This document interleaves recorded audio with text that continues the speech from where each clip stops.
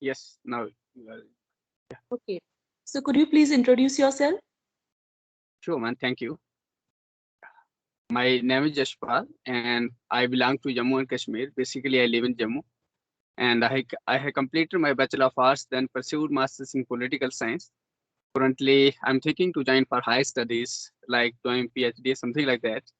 But at the time, I'm running a YouTube channel that is English with Yashpal. There, I used to provide some basic content as well as some practice videos to my audience so that they get some content to learn English as well as some motivation. At the same time, I am also a motivational speaker. So that's all about me. Yeah.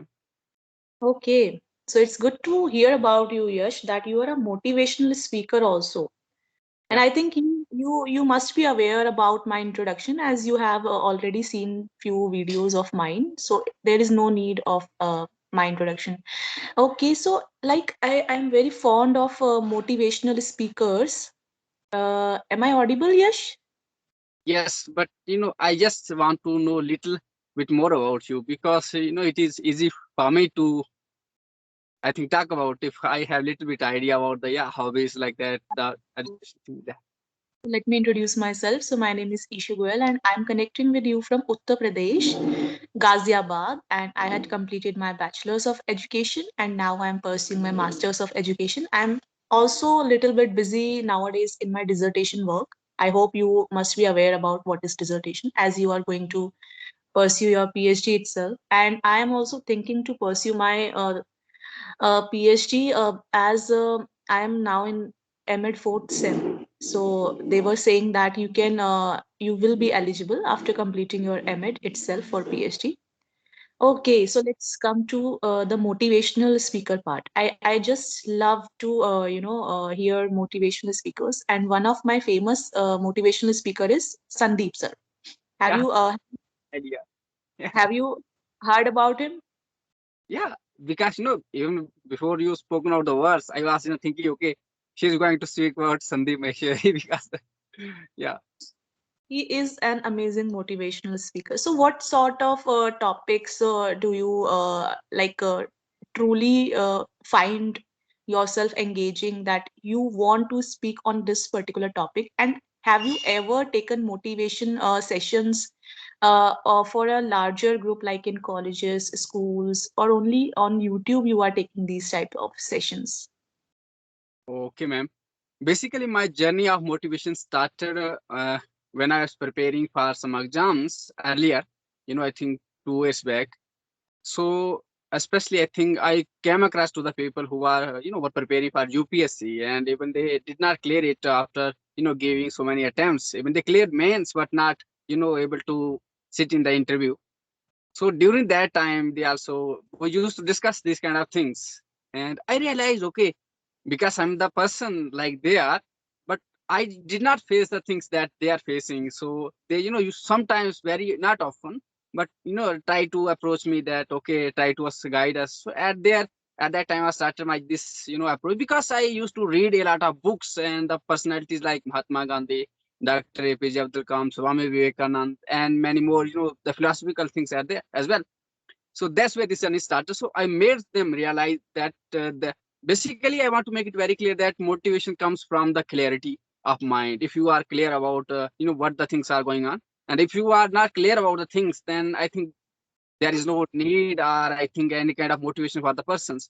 But if you are clear about, if you know the meaning of your life, because there are different perspectives for people to I think succeed in their life. But sometimes it happens that demotivation comes. The most important thing we must understand that where does the demotivation come from? And it comes from I think the most important one is that ignorance.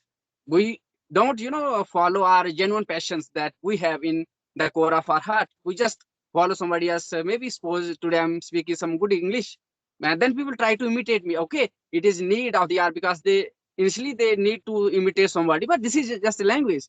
But if we were to talk about the goals that we set for in our life, I think that are the not, that are the things that we should never imitate from others. Of course, we can learn something like you said that okay, Sandeep Maheshwari, is a greater motivation for you. The person I think maybe ideal person in the field of motivation for you. But what kind, what are the things that you try to imitate from that person? Because you are not going to imitate Sandeep Maheshwari's life, because he's a person, you are a person, and you both have unique identities. Because what a Western philosopher, the only philosopher that is a woman philosopher, the Anna Arendt from Germany, she used to say that one statement: we all are same, but we all are different at the same time. So the statement is one, but it has two different meanings. The one in that starting point is that we all are same, means we belong to same human species, that is the Homo sapiens. And this is the last one, because alias 5-1 has gone from this world. I think that you can say that. And the other one is that we all are different in the sense that you are human being, me also a human being, but the uniqueness that the genes different, the uniqueness of your genes is totally different from mine. Because we are humans in the sense that we belong to this species. Of course we are same, but not in the sense that our thought process, our grown up process, our learning process, and the thinking process is totally different. And that comes from uniqueness of the genes. So that's where we have to realize that, okay, this is the main thing that is differentiates us. So then comes the other thing, that okay, I have realized that the clarity, the I think my beingness in the world, I have realized this one. Now starts the journey. Okay, I want to pursue these kinds of goals. And then why I'm running after these kind of things. Maybe today you are thinking that, okay, you are going to pursue PhD for education. Maybe you are pursuing this just because you have clarity of I think my mind, that okay, after pursuing this I'm going to join some education field, maybe so, but I think mostly for educational field only, because you have the purpose of my mind. But there are two other things to talk about this purpose of mind.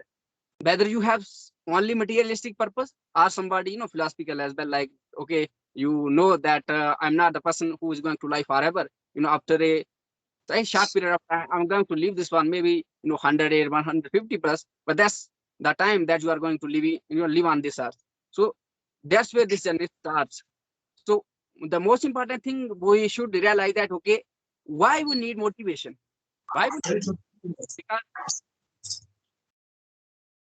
Just a okay.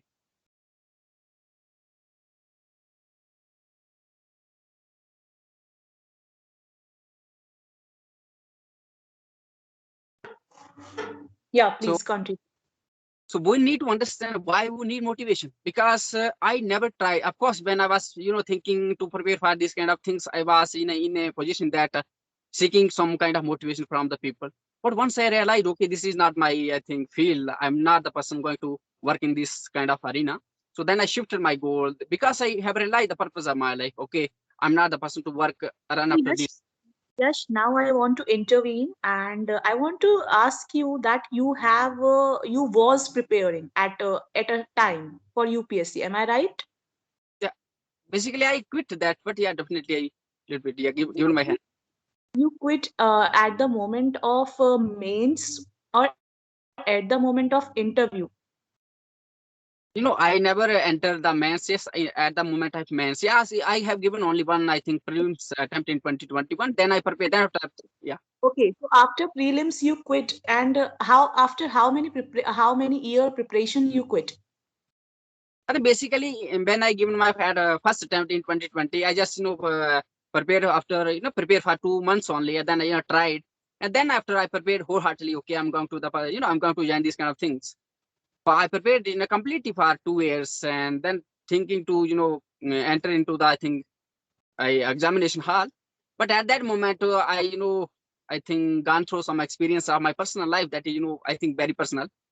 So then I, try to focus upon why I'm running these kind of things in my life, whether I'm the person who's going to live, forever. So then I think made some, I think, plan why I'm here in this world. Because while reading for UPSC, you have to read a lot about all subjects. So So then, basically, I think yes, you realized that I should do something else, and you was having that clarity in your mind that I have other priorities also in my life other yeah, than UPSC, because UPSC is not something that we should be going to be mad about it or very much dedicated or passionate about it, because I have seen a lot many students who have we can say they just sacrifice all of their life the age, the sort of age from after 18 years itself. Yeah. After 18 years, they after you, as you said, that people imitate others, they copy, they try to copy others, and as you said, the materialistic point of view to achieve that status of IAS officer, or to achieve that particular post, power, so I think due to these all these fascinations in the mind, which have been created through movies or series, Netflix series, so due to all these fascinations in a student's mind, they opt for UPSC preparation, and they know that possibility is 0.0001%. As Sandeep Maheshwari sir is discussing in his last very latest series, UPSC series, and I just appreciate his his efforts, that he is raising his voice, because many of the students after even 10 years were not able to crack mains, or if they been to interview, they were not able to crack the interview. So they what is the future of them? They wasted their 10 years, they wasted their 5 years in that sort of particular time. In that time, their their peer group, they got graduated, they got masters, and they even got their job. Because if a UPSC aspirant say to you or to me or to anyone that I have intellectual knowledge as I was preparing for UPSC, so no one will give them job, because they don't have any graduation, no BA, no MA, nothing. So what if you are giving offering some person job, but you should be seeing in that particular aspirant that he or she is eligible or not. You will not check how much intellectual he is, you will check that the skills should be there. If you are if you are hiring any computer software engineer or any sort of person, so you will not ask him that you were preparing for UPSC 4 years, 5 years, you must be a very intellectual person. But no, you will definitely ask about his graduation, his masters, his skills, his certificates in computer. So Mm. that is the basic thing which students are not getting, that we have to try this. If you want to try this, you definitely go for it, but you should have a backup plan, which that if the possibility is this much 0.0001%, many of the lakhs of students are giving this exam, so I should be prepared with a backup also. If I give my 1 year with whole dedication, and I crossed my prelims, mains, and I get to the interview also, but I failed there. So what is the backup plan there? Then I will go back to my home. I will do graduation. I think only 1 year, only 1 year a person should dedicate, because 2 year, 3 year, 4 year, after then it not happen, they get lot, they get a sort of that frustration. They got into depression, and I think it's common, because what will happen, like they wasted their 5 years, and even they are not getting anything out of it. So this is something very much frustrating at that level. So what sort of queries to you come, and they are as a direct message to you, Yash, or like how you connect with people for your motivational thoughts sharing? See, ma'am, the most important thing you just talked about that people wasted many years of used to waste many years of time because of preparation of UPSC. But basically, if you really passionate about, if you really want to do, why you are joining for any kind of service. There are two aspects. Either you just want to earn your money, just go and do some business. Because if you want to earn the money, but if you have this mindset, okay, I want to earn a decent livelihood, but at the same time most part of my life I want to invest in helping the society out. But it was earlier there in these kind of things like the elite services, people used to serve, they have that kind of mindset. But today you are witnessing that the people who are sitting at the helm of high positions, they are making huge amount of corruption. If the elite services, the people who are sitting at the helm of the nation, like secretary, I think vice secretary and the president, something like that, I think who are working at the top of the bureaucracy, if they really want to change this India, this nation can be changed. I think, as Swami Vivekananda rightly has said, that just give me 100 passionate persons, I would change the world. I have this capability. So same is the case. If they really want to change this nation, it is possible. But the people who Okay. are Yeah. Yes, we have to brief this session very fastly because I think more than 30 minutes are not allowed. So I want to in eventually I want to ask about your opinion. What advice, if as a student I want to take your advice, like if let assume that I am a 18-year-old student came to you for your best advice as you are a motivational speaker as well, and I am saying to you, sir, I want to pursue UPSC, I want to do preparation of UPSC. So what advice you will be giving to a 18-year-old student, that he should go for it, or if he should go for it, what sort of backup plans, as you are experienced person? So please give me that one particular advice as assuming a student. Yeah. So, the first and foremost thing you have to understand is that whether it is your own purpose, it must not be, influenced by your peer pressure group, family, or society. You must have this clarity in mind. If you are, running after these kind of things like, okay, I want to earn great, status, achieve some, I think, status in the society, money, muscle power, political power, then I think you are going to suffer. If you are not able to clear in first instance, then definitely you are going to frustrate. But if you must realize that, okay, this is my call of life and I'm going to invest some time in that field of time, then you just start from the very first and foremost thing is that, without going watching this kind of the reels and I think the series, just check out the UPSC website and draw some, some syllabus what is given there. And then the other thing is that try to read the previous year's paper. Well, they used to ask in the previous, I think, for 5 or 6 years. Try to invest some to, I think, at least 30 days in the syllabus and as well as previous year's papers.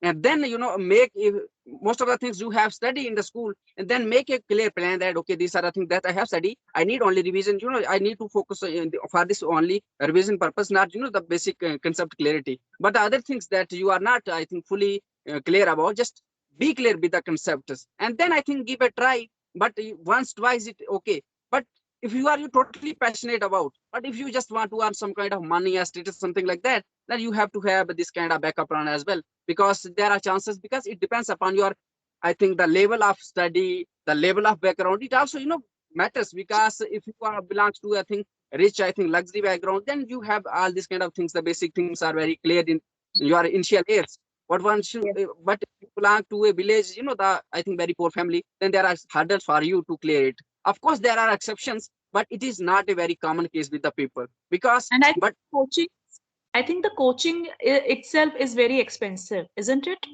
see, if you want to do these kind of things, don't rely on the coaches, because I have my personal experience. They just care about the money, and unless until you pay them money, they keep messaging you, texting, okay, we will take care of each and everything. But once you submit in that amount of money in their account, that's it for them. And then after, they won't even ask you whether you attended the class or not, how is the class. No, they, I have my personal experience, because I watched some notes, and the people, I got duped. I think I got duped, I think, 2 or 3 times. I wasted my money. But I want to say that to the audience, to the listener, the people who want to do these kind of things, if you have really passion, this mindset, okay, I'm the person who is going to serve the society, like Swami Vivekananda, like Dr. APJ Abdul Kalam, like Mahatma Gandhi.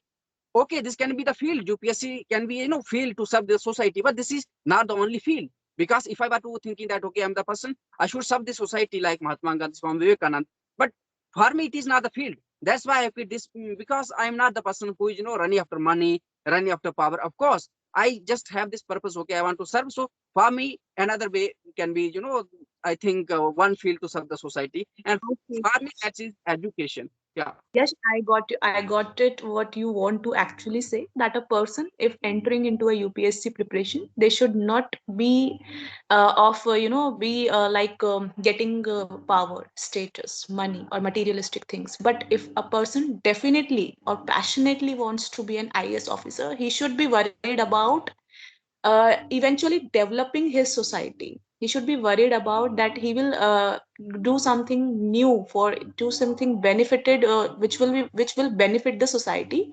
So I got your point, and you are a very amazing speaker, I think.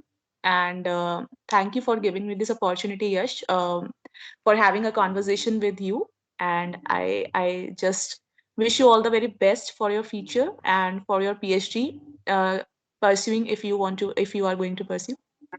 Yeah. Okay, okay. So Yash, it was a delightful session with you. Thank you. Thank you so much. Take care. Bye bye.